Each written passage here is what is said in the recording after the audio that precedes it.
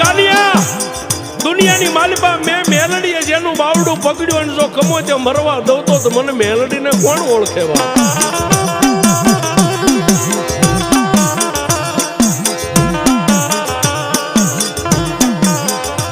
કાનિયો જોગીને માં મેલડી આવી રક્ષક વાત કરતા કરતા ગામની બહાર નીકળ્યા. બજાર જ્યાં પૂરી થઈને સામે વડ દેખાણો.